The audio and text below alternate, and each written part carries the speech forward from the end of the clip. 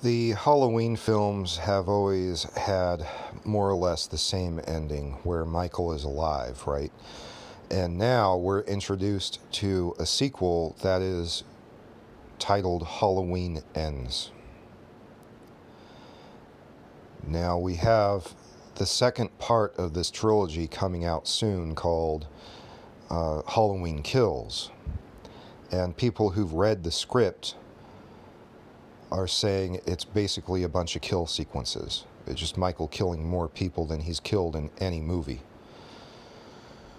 Some are saying that there's more kills in this movie alone than all other films combined, and I don't know if they included the Rob Zombie movies or not.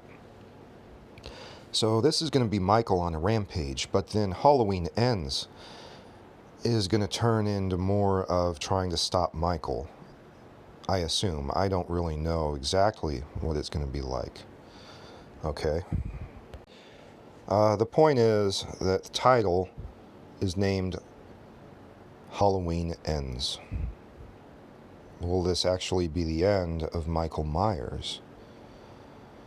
Will we get some weird thing happening like in the end of Halloween 4 where someone else takes the role of the new boogie person, the new boogeyman, whether it's a guy or a girl, I don't know.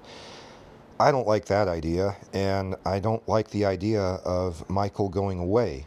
And the reason is because I know in the future somebody is going to capitalize.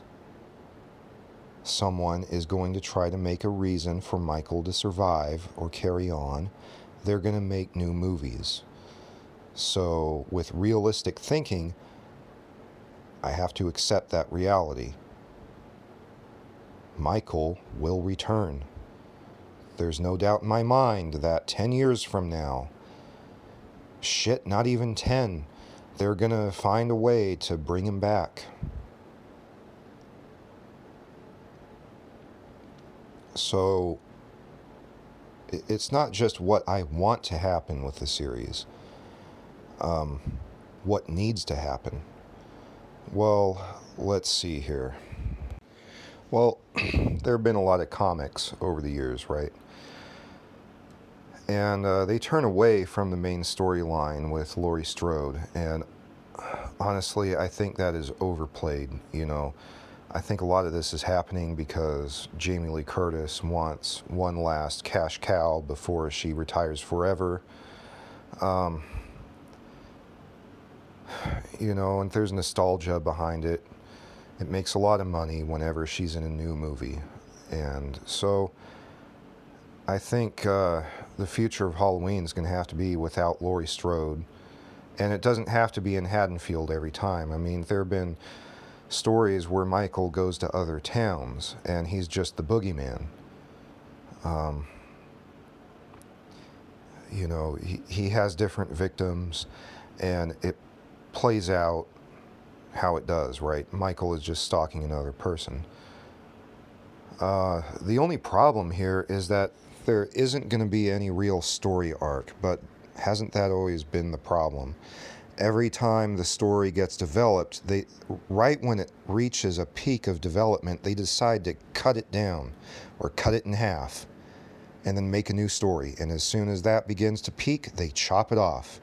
So I think the best thing to do goes back to the idea of Halloween 3, which is they were going to make a new movie every year called Halloween. And it was going to be a different story about the night of Halloween every time. You know, sort of like Tales from the Crypt, Creep Show, Twilight Zone, you know, but instead of a television anthology series, it would be a movie every Halloween. It'd just be Halloween 3, 4, 5, and 6, and whatever. But people were expecting Michael Myers again, especially with the uptick in slasher movies at the time.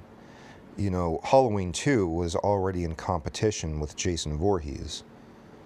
That's why it got more brutal and violent. So people were really expecting Michael to come back, and he didn't. And they're like, what the hell is this? Hey, did you see Halloween 3? Yeah, it sucked. There was no Michael Myers. What, no Michael? I mean, I could see how those conversations would have gone. And it tanked, so they had to come up with a new series involving Michael. And that made more money. Even though Halloween 4 wasn't a great movie, it wasn't terrible. The Mask was pretty bad. The masks in 4 and 5 were pretty bad. So 5 was pretty much a bad movie, but whatever. You get the idea, right? So they were going to have a new story. Well, why don't we just do that with Michael? Okay, let's just say that no one is controlling his curse anymore. That the more he kills, the more powerful he becomes. The cult no longer controls him. That was all mucked up by Tommy Doyle at the end of Halloween 6 producer's cut. Whatever he did to Michael with his little chant and his entrapment circle, whatever he did there, let's just say it fucked everything up for Michael. So none of the members know how to regain control of him. And no matter what happens, whether Laurie and her entire family are killed off in the finale or they survive, if they survive, it's just got to be defeat. You know, we tried to stop him. He's the boogeyman now.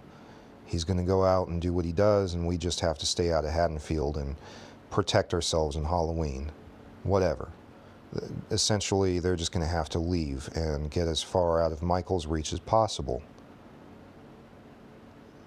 Because the only reason Laurie's been there is to try to stop Michael, right? And if she can't stop him, she's got to move away with her family. End of discussion. So now Michael has rights to immortality. I mean, he has it. Let's say the more he kills, the more powerful he gets. And he's sort of in kill mode, you know. He's going to find a victim. Not every Halloween, but every now and then on some Halloween for reasons we know virtually nothing of, except that originally the Cult of Thorn wanted Michael to kill when certain parts of the planetary alignment were correct. That's why Michael only killed so often. But whatever, it's just every so often there's a Halloween where Michael finds a victim and kills them, and it's not necessarily because of that cult order. You know, he's not being ordered by anyone. He's just got immortality. Does he kill every Halloween? Maybe, maybe not. All we know is that he's out there. He's the boogeyman. And it's not always going to be in Haddonfield. Maybe it'll be in a few other towns, neighboring towns or other places. For whatever reason, the boogeyman has found someone that he wants. And what'll make it even more thrilling is that, like in the comics, the victim may or may not live, right? We won't know till the end. Will he kill this one? Will they survive? Will they come back in another one to help somebody? But I think the stories should really be separated. I think that's the best thing for this movie. It'll be free to work out how it wants to. It won't be trapped down by a constant story anchor other than Michael Myers and Halloween Night. There won't be any more family ties or bonds or strings or any of this crap. It'll just be Michael and Halloween Night and somebody he's trying to get, and that person either gets away or they don't. And they, you know, if they wanted to go off the Cult of Thorn, that's okay. Just don't go too far into it.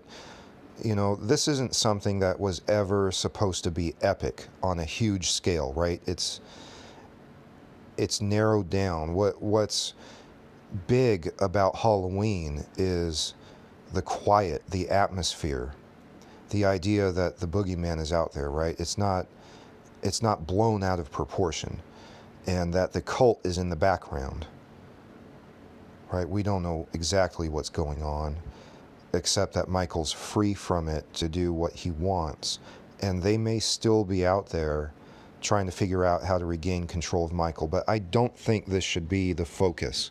I think it should really be kept simple. For now on, it's just Michael,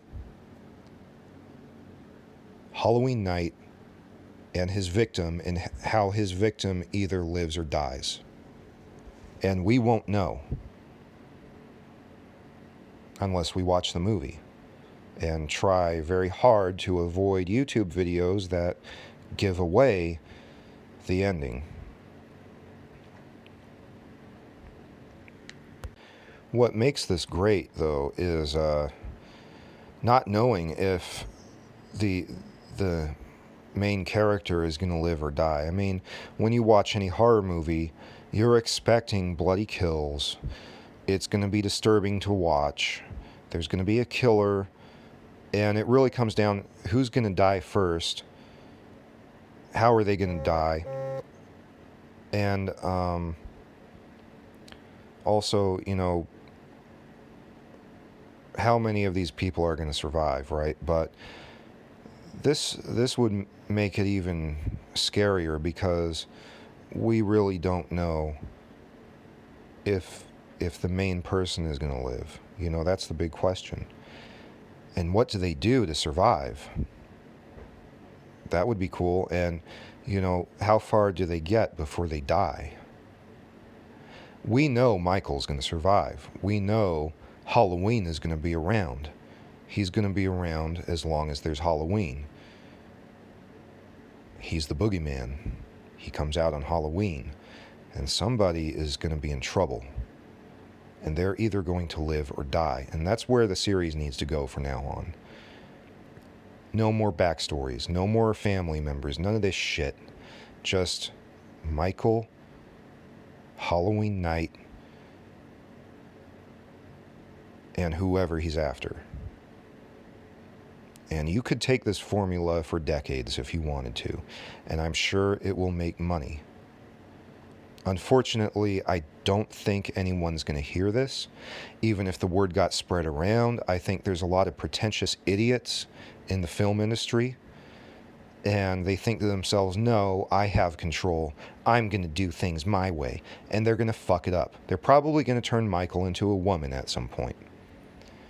And rename Michael into Michelle Myers, and just, I don't know what's going to fucking happen. That's why I say this is probably not the ending we're going to get. This is not the ending and the new beginning we're going to get in the series.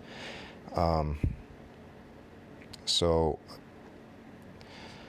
anyway, what are your thoughts on it? Do you people have better ideas about how the story should continue?